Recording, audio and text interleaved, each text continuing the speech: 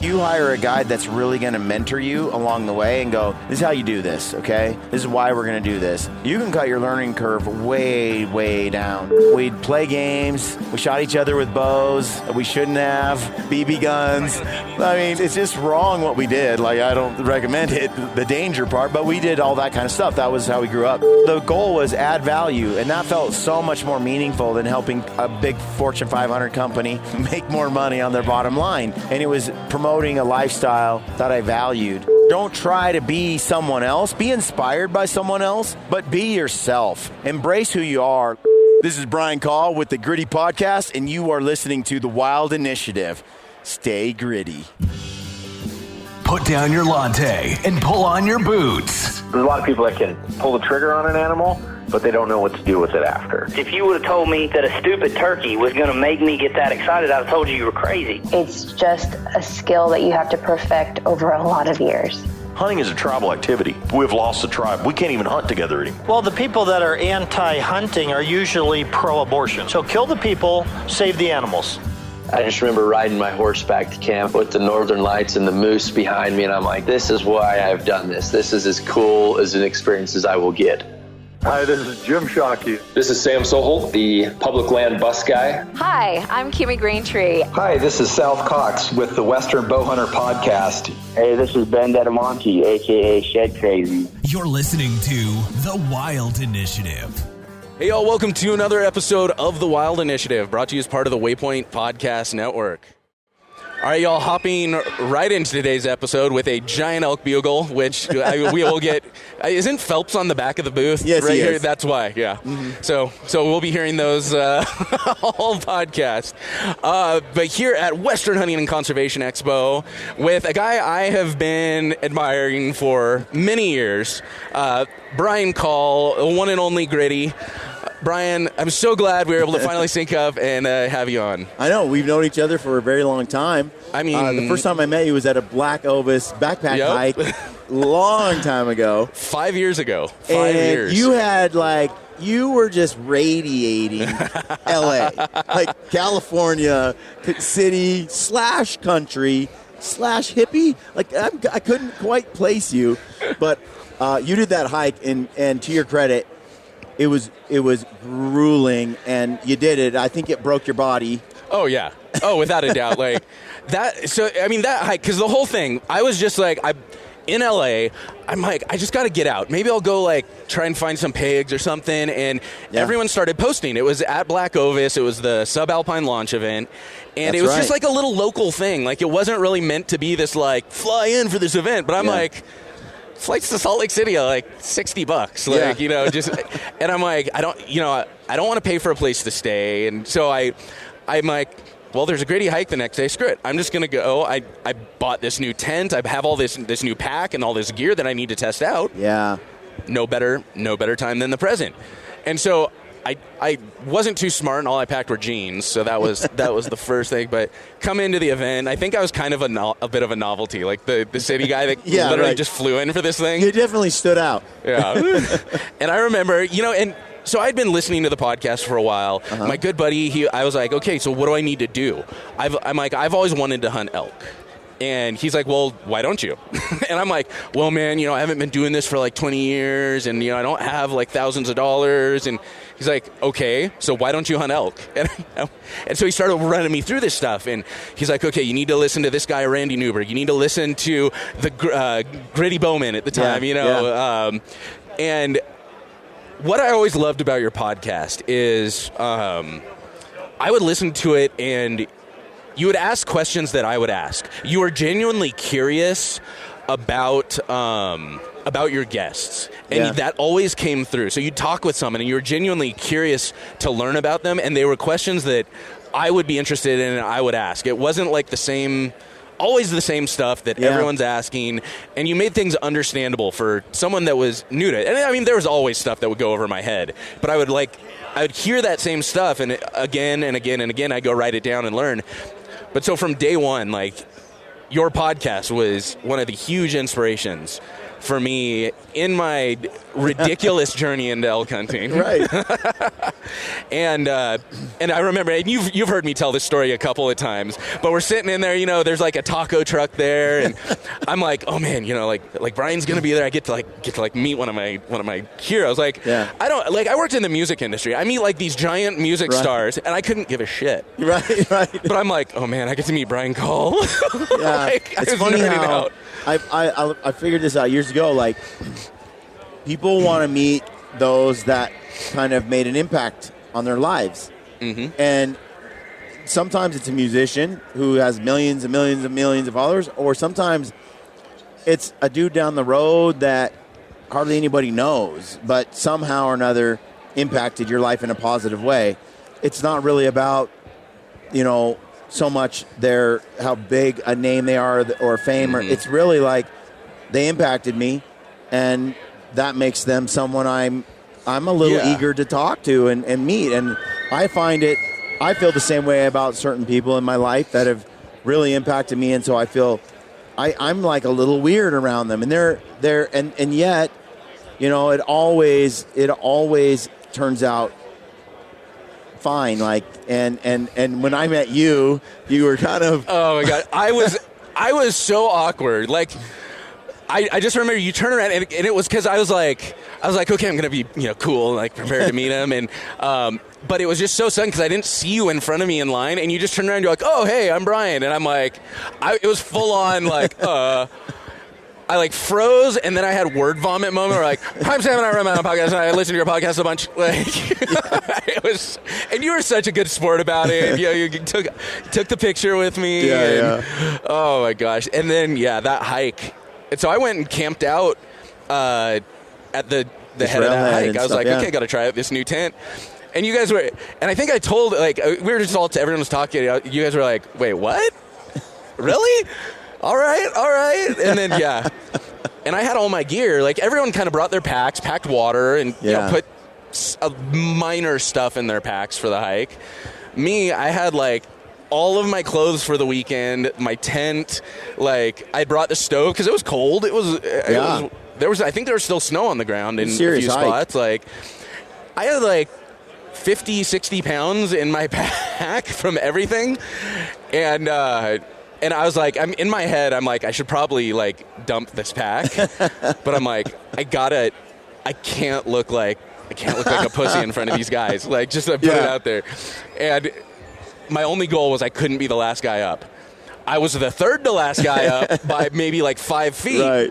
And I remember, you know, you guys were up at the top, and I just remember both of you looking at me like, how you doing, California? And I remember I looked at you guys and I was like, that is the worst thing I've ever done in my life. And I don't think you expected it. I think you expected me to be like, oh, I'm cool, you know, bro. Right. And I'm like, no, that was horrible. Why the fuck would I ever do that? Why would you do that? Yeah. That was fun, man. Yeah. And it's weird seeing like how far everyone's come since then and how things are changed. And like, if you would have told me you would be doing this podcast and have done the hunting that you've done, it was hard to picture that future, like based on, you know, how much, you know, how new you were to everything. Yeah. And then to see it and to become good friends, like you and the Lampers and stuff. It's been, life's a wild ride. Well, and that's why I started this podcast, was because I'm like, I want to get into hunting. Yeah. I don't know anyone that does it. Yeah, like I could go to the local Turners and try and talk to some people. And it's like, we always say that, go to your local archery shop. And that sometimes works. But if we're being realistic, there's a lot of dudes that are just going to kind of, they may be nice to you for a minute, but you're never going to hear from that guy again. Yeah. You're not going to go hunt with him. And I told myself, I'm like, I want to be able to talk to the best people that know this stuff. Like, I want to learn about bear hunt. I want to talk to Ryan Lampers about some bear hunting. And we kind of had the same motivations, right? Like, and I wanted to have a one-on-one conversation, and I wanted the opportunity to really dive into how they think, what makes them tick, what their experience is. I want to recreate I want to be able to do the things that they're doing. I need them to unlock the secrets. And so that's when you do a podcast, that's the opportunity, right? You get that one-on-one. Both people are committed to the conversation, and I think it's more meaningful to me than an Instagram post. I'd rather listen to a 1-hour conversation than just post something on social. Yeah. Oh yeah, and it's or see something on social. This has opened up so many opportunities for me. Like, I mean, the stuff I've done, for the most part, the success. Wow, I can't say that word. Success I've had has really been, if I track it back, has been because of starting this podcast. And I mean, everything that surrounds it. Like, just the confidence it's given me to go talk to people. And I remember my first trade show and, like, meeting Christy Titus. Yeah. And I was like, same kind of thing. I was just like, you know, I don't know if you got time or anything. Like, you know, I kind of have this podcast. I've only released 2 episodes, but like, if you got time, you know, Christy Titus is like the sweetest person on earth. She like, is, yeah. And she introduced me to a bunch of people, and you know, it's wild. Just thinking about the access that it's given me to people. I finally harvested my first elk.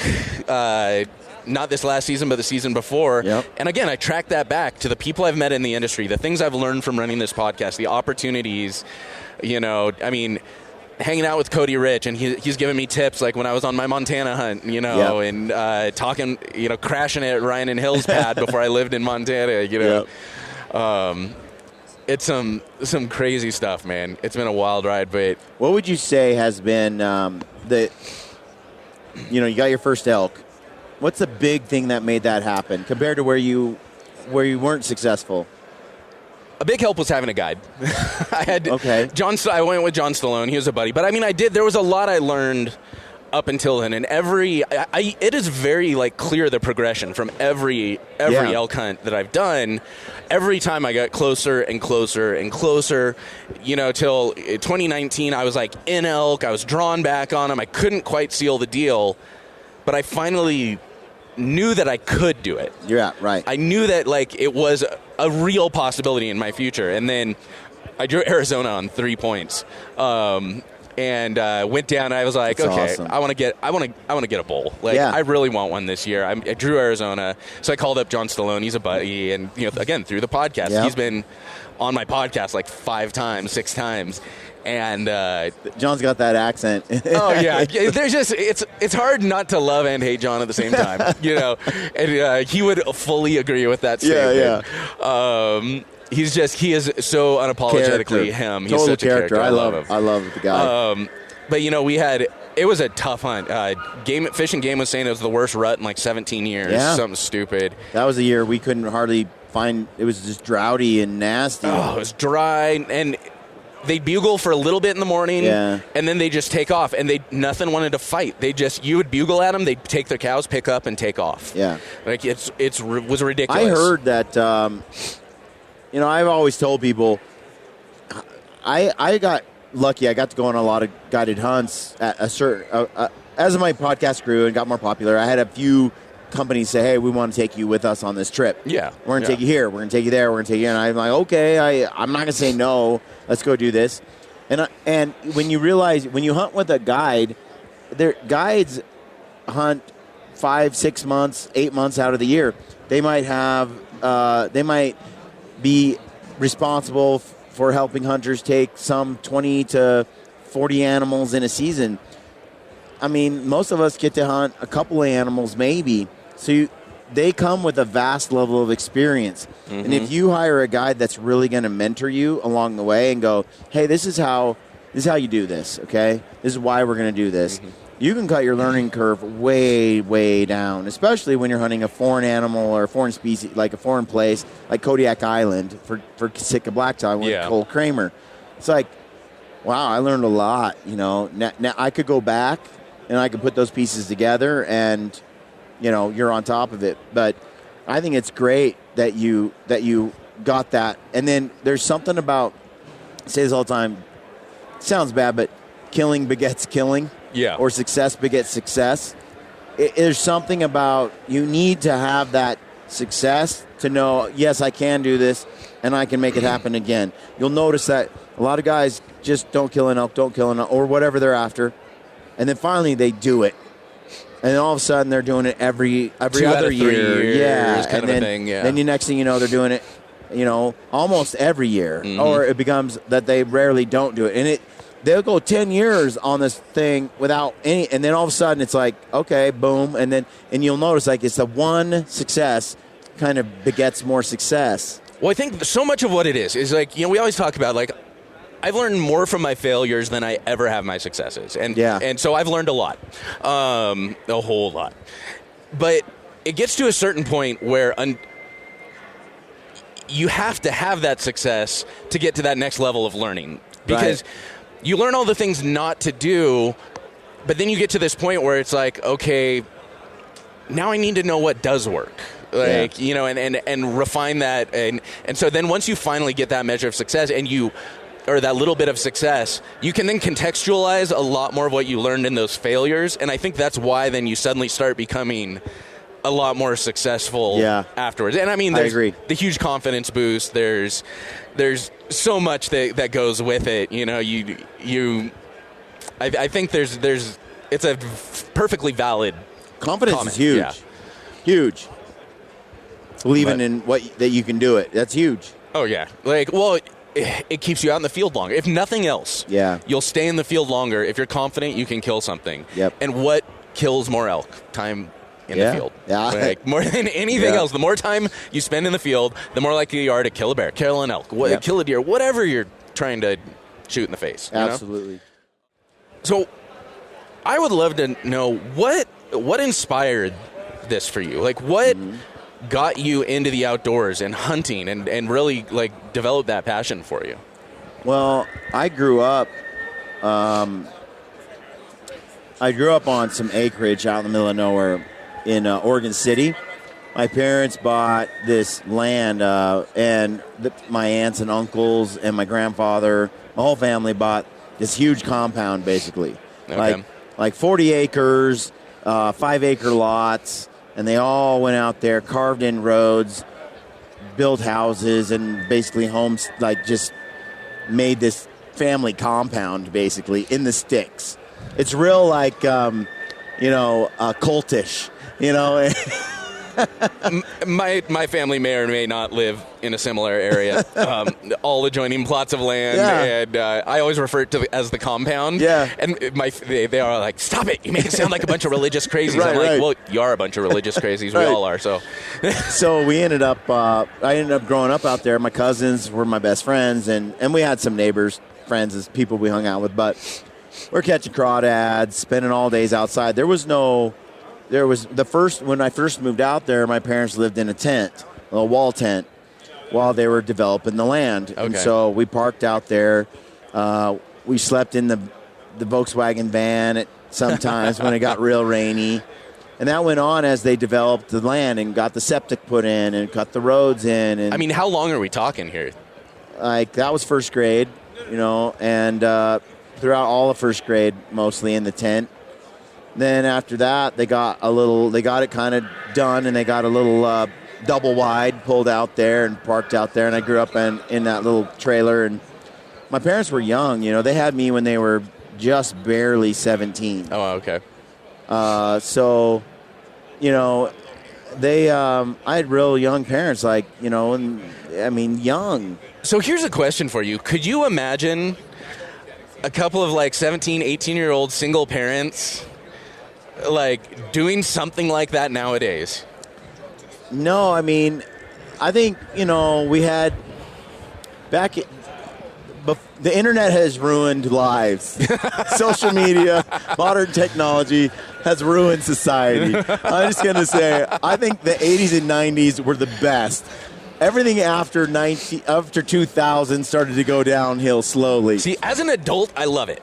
Yeah. I'm so glad I grew up with minimal, none. Yeah. I mean, like, look, I grew up on a DOS prompt computer. We had Atari, and there was like a couple of games, and Pac-Man, right? There was like, that was it. Yep. And we didn't even get to play it. Like, the parents wouldn't let us have. That's rotting your brain, So we lived in a trailer, okay? Well, your mom's like, get the hell out of the trailer, okay? You're all living on top of each other. So what do? We were outside, rain or shine. wet or winter or what. It was just you did things outside, and your activities were all outside oriented. We'd catch crawdads, we'd climb trees, we'd build forts, we'd throw rocks, we'd catch frogs, snakes. Like, that's just what we did. We'd play games. We shot each other with bows we shouldn't have. BB guns. Probably got a BB lodged in my leg somewhere still. It's just wrong what we did. Like, I don't recommend it, like the danger part, but we did all that kind of stuff. That was how we grew up. So for me, as I got older, I was always into the outdoors because I didn't know anything else. We camped outside all the time. It was just natural for me. And then I hunted, we'd go out with my uncle, my grandpa, my dad. Everybody wear orange, and you get them some crappy tag. And you'd have 2,000 hunters all descend on a 4-day hunt on this one unit, and then guns would go off. Everybody shoot a spike, and then the hunt would be over. And, and I loved it. And, we got horses, and we would, as I got to be a teenager, 14, 15, 16, 18, I was riding horses in Snake River area of Oregon, Eastern Oregon, LeGrand, and we would be riding horses out there hunting elk, and we would just ride around. We didn't know what we were doing. I look back at, we didn't know what we were doing. We wandered around with guns, and then when we saw something, we'd shoot it. We busted our cans. We worked hard, and we shot critters where no one else would shoot them because they're hard to pack out, but we'd find a way. So I was always into that. It was never a time where I wasn't into that. But I wouldn't say I was skilled at any of it. I just did it, duck hunted, all that kind of stuff. So as I was getting older and I was doing archery more and just into hunting, I went to Prince of Wales Island for black bear. I went for Kodiak. I went for Sitka blacktail and other animals, and it just sort of expanded. But I had a great job. I was making 6-figure income. I was working from home 3 days a week. I was my own boss. I was doing finance, accounting, and I was the IT change director at an insurance company, big Fortune 500 company. And I was just doing, like, you're just getting by. I was just doing film on the side for fun. Okay. And I was filming some stuff because I got bored. I got bored with all my free time and all the money. And I'm like, I had no debt. I did the Dave Ramsey get out of debt. I had my 6 months of expenses. I had a good retirement being built, and everything was just cranking. And then my wife got cancer in 2014, and the cancer, it kind of like what devastated me. I didn't know, we didn't know, you never know with cancer, and we didn't know if she was going to live or die. And all of a sudden, all that wealth I'd been building and the trajectory I was on and the things I was doing really didn't matter to me at all. I would trade all of it for her to be okay. Like, I realized how fleeting and meaningless income was. Like, what I wanted was to have spent more time outdoors or doing what I enjoy, spend more time with her, more time just not working. Yeah. And I look back and I'm like, she was going through chemo, and I ended up being at home a lot, and the company was very gracious, helping me work from home far more days a week than I normally would have. Like, I was literally not at work for weeks at a time in the office. Yeah. I did really good work, though. I delivered. I got work done remotely, and I was efficient. So my bosses loved me. And what it enabled me to do is have that freedom, because I proved to them I don't need to be here to deliver. And they knew that. So then I've always said, leave me alone. Judge me by my deliverables. Yep. Leave me alone. Don't worry about when I show up, when I don't, how many hours I work. What do you want done by what date? Judge me by that. Leave me the hell alone otherwise. And they're like, okay. So that's kind of how it went. So I still got things done, but I started filming and I decided to podcast too, because I just wanted to pursue hunting and the outdoors more. I wanted to tell more people about it. I wanted to learn more about it. So I just started filming and podcasting on the whim towards the end of Suzanne's chemo treatments. And I knew she was probably going to be okay now. And I was like, I launched that thing, and it started to climb really quickly. There wasn't anything else. I was first to market. You know, when you think of hunting podcasts, I was right there on the ground level, one of the first shows to do it. There's only a couple guys ahead of me, and then after me, a couple more. And so I got to, from the ground level, do this thing. And I had a vision for how I want to do it, and I just did it my way. And it grew. It took off, and it was really fun, and it was a fast ride. I got swept up into, attention right away. Companies, brands, people. Within a year or so, I had to make a choice to quit my job and do it full time or not. I had Joe Rogan on my podcast because I was at one of these shows. Cameron Haynes brought him over, and we started talking. And I'm like, "You want to sit down, just like we are right now?" And I'm like, "He's like, yeah." Sits down. Joe Rogan podcast. He sits down with me, and he takes my show from like 50,000. It's like at 15,000 downloads a show or something. To like 75 to 100,000 downloads an episode for, like, it just blew my mind. And all of a sudden, it was like we talked about it, people knew about it, And so it was really cool. It was really cool. It was a fun ride. And there wasn't anybody else really doing it, so we kind of held the market, Yeah. And it was fun. I got to know almost everybody in the industry. I had a good time, and I quit the job and did it full time. And I remember the first time, like, being totally independent and going, never forget how this feels. Never forget how this feels. Like, it'll be easy to complain about your work a year or two from now after you're spoiled, But right now, just remember, no one's telling me when I have to go to work or when I have to come home, which they didn't really anyway, but still, I'm like, I'm literally free, 100%. You're not beholden to anyone, Nobody, except for yourself. Nobody. And that was, for me, that was utterly liberating. So I'm like, here I go, and then it continued to grow, and grow. And I quit my job, and my wife was better, and I just started, my thought was when I did the podcast, both the film and the video, I was like, just add value to people, like best you can. Like, bring value, whether I'm teaching you how to be healthier, how to get out of debt, or sharing with you things that help me on hunting and stalks, or the weapon I use, or how I shoot my bow. I share a personal struggle with maybe target panic or something, and then walk you how I got through it, or I had a knee problem, or I didn't have that, but these issues, right? And you walk people through them, and they feel really empowered because you made a difference to them. So the goal was add value, and that felt so much more meaningful than helping a big Fortune 500 company make more money on their bottom line. It was more tangible to me, and it was promoting a lifestyle that I valued.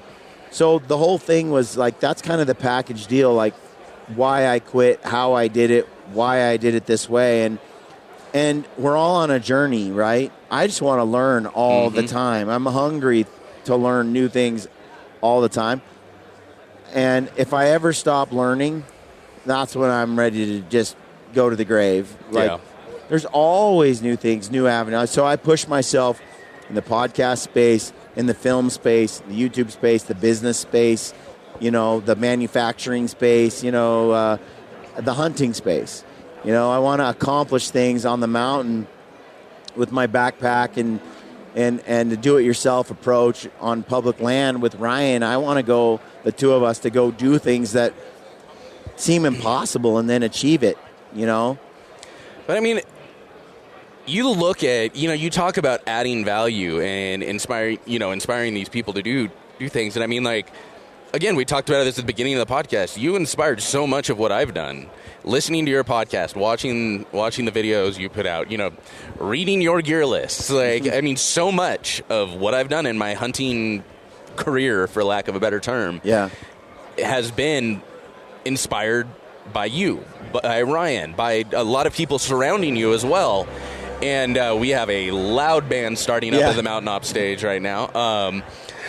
But I think about that, and I've had people then come up to me and say, like, hey, man, I would have quit hunting years ago. After years and years of no success, I would have quit if it wasn't for your podcast.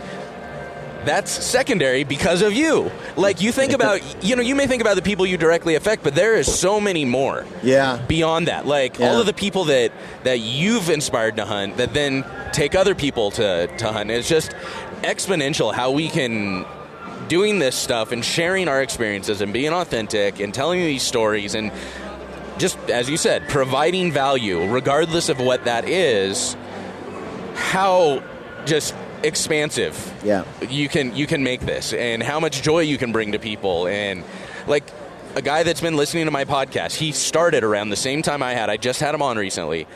0 success. He was not finding any success. And he was struggling through it. He's like, Sam, I would have quit years ago if it wasn't for your podcast and you sharing your failures.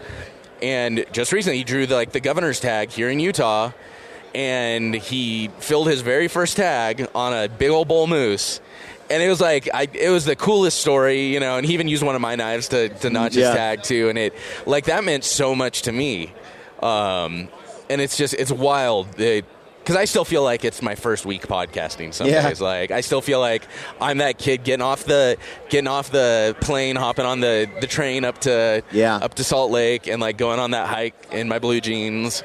And I still feel like that all the time. I feel like that's authentic, right? Like, my word of advice for anyone who's going to create content, whether it's films or podcasting or any of that stuff, you'll have someone say, well, don't act this way, it's awkward or cringy, or don't say this thing, or I don't like it when a guy screams and yells after an animal is shot. Like, I'd rather him be quiet and calm. And I'm like, shut up.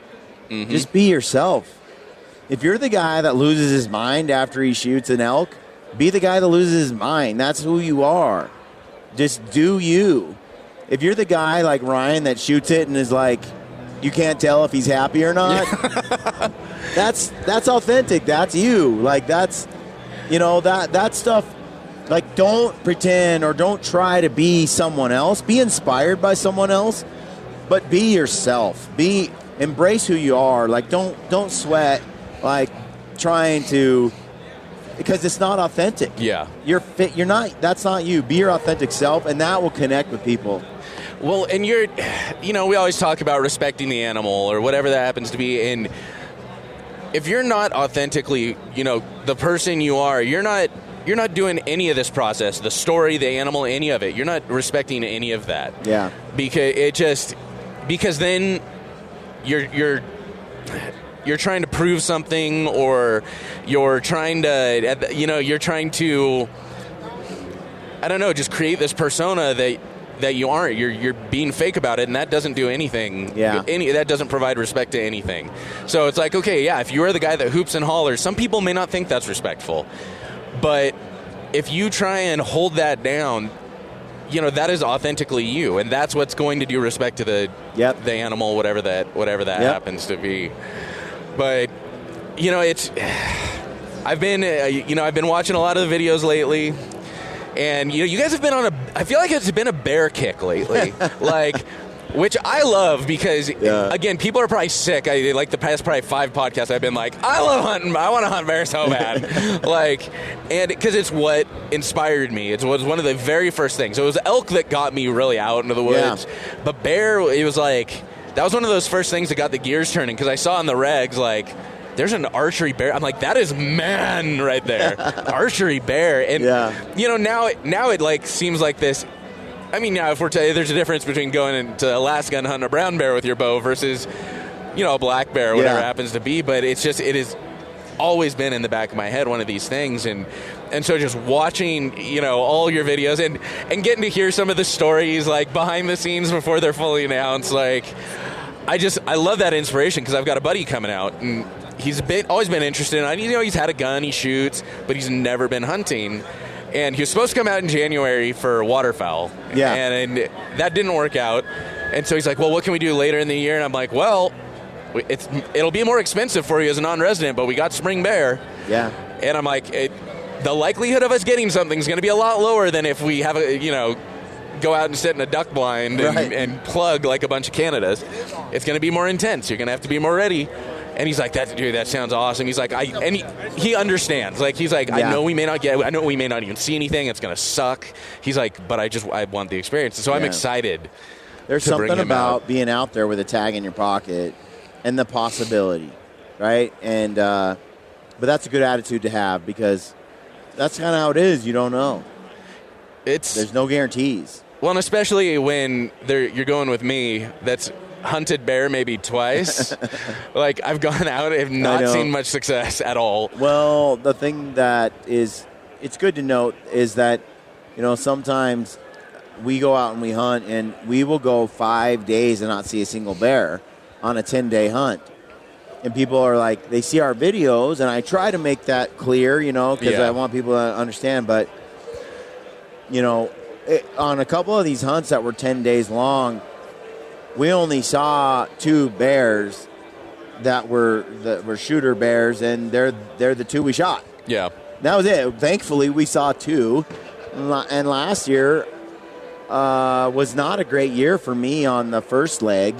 I got a small bear. I wanted the bear because I wanted the meat, and I had 2 tags. So I'm like, all right, I'm going to take this because it's been days. And it was mature enough, so I took that bear, but that was it. That was probably my that's my least productive bear hunt in years. Then a couple weeks later, we were in another spot, and I shot a giant bear, and it was a great experience. But so people, they'll be successful, and then they won't be. That's just part of it, and especially with bear, you'll feast in famine. There'll be times where we see like 5-6 bears a day, and they're everywhere, and we just keep finding them. Then there'll be stretches where we don't see a bear for 6 days. Bears are one of those things. I feel like you just need to be where they are. Like, I mean, with any animal, you have to. But I feel like bears are just a little more all over the place. I mean, is that like a fair statement? Or? Yeah, that's why. If you can get in the country where the green up is just happening, right, like where the only places that are green are just the ones that are perfect, like right when they're coming out of their dens, you got about a week or 2 where it's green right then and there, and that's when you're going to hit it, and that's when you want to hit that green. If you miss that window, everything turns green. Now they're everywhere. Yeah. But when you get there, when there's only 2 spots that are green, you'll find 4 bears on the same green spot. That makes a lot of sense. So I always say, err on the side of going too early on bear hunts. I found it's yielded better results than going too late. Yeah. Too late is tough. Too late is when you hardly see bears, can't find them. It's actually really helpful for me because I'm right in the process of figuring out when to schedule my buddy to come out. So I'll definitely have to drag him out right at the beginning of the season. I'm gonna look. I like late April or the first week of May. Well, I've been talking with Livesey, and he talks mostly about elk. Yeah. But so much of that data, especially like when he talks about the late season hunts and the snow layers and all of that stuff, and finding where that snow melt is. Yep. That's huge for bear. And we kind of talked about that a little bit on the podcast I did with him. But being able to find, like you said, that little spot of snow melt and looking through that historical data to know when to schedule your hunt, so you have a better chance of like, okay, likelihood is it's going to be green, then let's plan for that.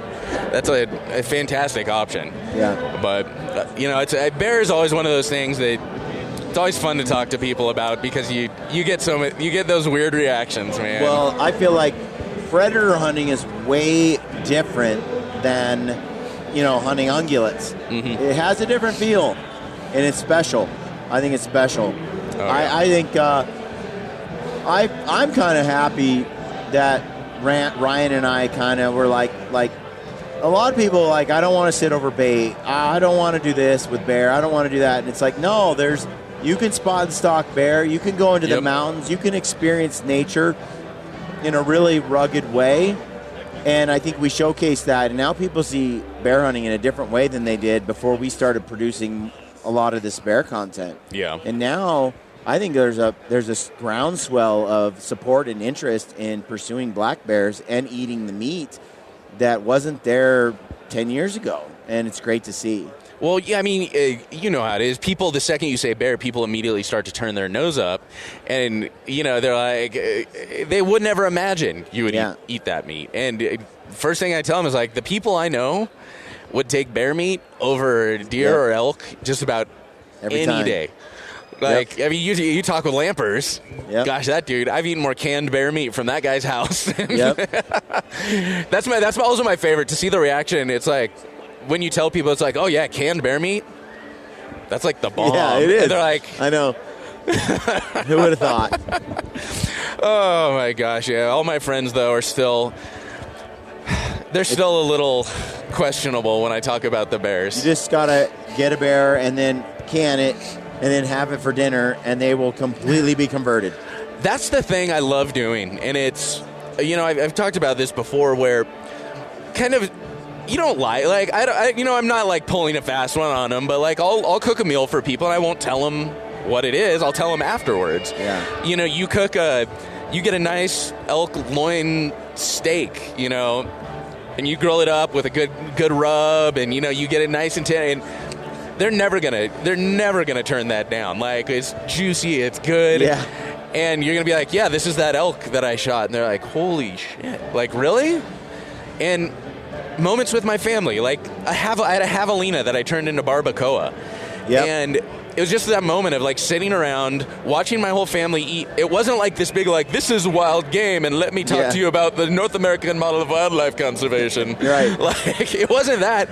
It was just looking back and knowing that I fed my family and they're all enjoying it like they would any other meal. Yep. It was the simplicity of it that I think made it more special. It was the fact that they weren't eating it because it was this wild game meal that I prepared and I harvested with my own hands. Like, I totally get it. Yeah, there's something amazing about that. And I feel like the food has converted a lot of people. Absolutely. The adventure is important, but the food is that universal thing that people really connect with. They can immediately latch, because, I mean, what's the first thing somebody, you know, asks you? When, like, a non-hunter that asks you when you hunt, it's like, oh, well, you know, okay. Like, as long as you eat the meat, right? Yeah. Like, that's the first thing you'll get. And then they can connect a little bit after that with the adventure and the work you put in. They recognize that. But it's that food, you're right, that absolutely connects them to the podcast, because it's such a universe. I mean, we all eat, you know, some people eat more than others, and some people make poor choices in what they eat, but we all eat, and I feel like everyone can enjoy a good meal and appreciate that. So absolutely. So if folks wanted to find Gritty, find the podcast, find the videos, find all of the bear stuff, where can guys look? Well, you can find me on YouTube on Brian Call Gritty. Just Google Brian Call Gritty. You'll find the YouTube channel. Yep. And on that, you know, in our Gritty Films playlist, you can find a lot. You can go to briancall.com, and then you can find me on Brian _Call on Instagram. And it's with an I, BRIAN. And those are the places. Lampers and I have a Gritty Stealthy community, Ryan Lampers, Stealthy Hunter, on locals.com, where people can subscribe and get, it's like $7 a month, and they get access to tons of exclusive film, and we do tons of live streams. Okay. So it's kind of cool. I'm not going to do that. We don't do that stuff live on YouTube, but we do there. And so it's a cool community. We have all our friends and buddies and people who've joined up get on there, and they're like typing in during the stream, and it's very interactive. It's really fun. And then, like I said, we do exclusive films. We did a two-part series just a little bit ago on a monster muley hunt that was awesome. Nice. We did lot of giveaways and free gear, and we do that too. I just know how YouTube has been, and iTunes and Spotify, and it's like everyone is out there to cancel stuff that they don't agree with. Looking for a reason. There's just a lot of people who want to cancel hunters, and especially the more mainstream platforms like YouTube demonetizing our hunt shows and stuff. So I'm like, look, we got to build a new home, not because we've been canceled, but because they might. I don't trust them. So we've built this whole new space over there. And so to get there, you just go to gritty.locals.com. Awesome. Well, I will make sure to link to all of that. So I always like to close out with, say you run into some Californian in a pair of jeans. Yeah. Clearly never been hunting in his life. And he's like, man, if I remember, there were some chains too. Was I wearing a necklace? Dear big Lord. old chain with I don't know, was it a Mercedes-Benz medallion or something? I mean, there's a good chance I was wearing a cross necklace. Oh man, it's just I've got that picture. I think you had cowboy boots too. I can't remember. I've got that picture in this. I love it. No, I was wearing flip-flops. No, I had to have had hunting boots. No, I guarantee I was wearing hunting boots because I had but I was wearing the heaviest, hottest pair. I was wearing the Crispy Hunters, the full 12-inch on a summer hike.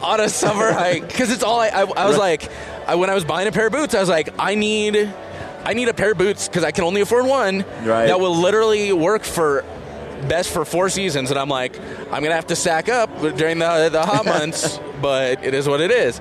But anyway, say a guy who's never been hunting in his life clearly comes up to you and it's like, hey, I've always been interested in this, but I don't know, there's a lot to buy, there's a lot to learn, there's just maybe it's a little too much for me, maybe I shouldn't. What encouragement would you give that person? I would say when we went out and we hunted, we would go out with a Walmart tin that we got for $20.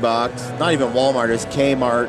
And we'd bring peanut butter and jelly and we just go. I think it's really just go. Just don't sweat it. Just do it. And they say your brain, new experiences cause new neurons to fire, and your brain expands and stuff. There's something about just going out and doing it little by little, and too many people let the I don't know how to do it hold them back. It's like, figure it out. Yeah. You'll figure it out when you're there. Just start. Awesome, man. Well, I'm really glad we finally got to sit down and do this. You're still my hero. Thank you. Oh, Brian Cole. Appreciate that. Thank you so much for hopping on, man. Absolutely. Thanks, brother. All right, y'all, that'll do it for this episode of The Wild Initiative. Check out the show notes page at thewildinitiative.com. Get links to everything we talked about in today's episode. That'll do it for this week. Looking forward to next time, but until then, I hope this episode inspired you to get involved, get outdoors, and plan your initiative for the wild. Thank you for listening to The Wild Initiative. Please take a moment to leave a rating and review on iTunes or Stitcher, and head on over to thewildinitiative.com to get show notes, check out the blog, gear discounts, other podcasts from the Wild Initiative family, and more.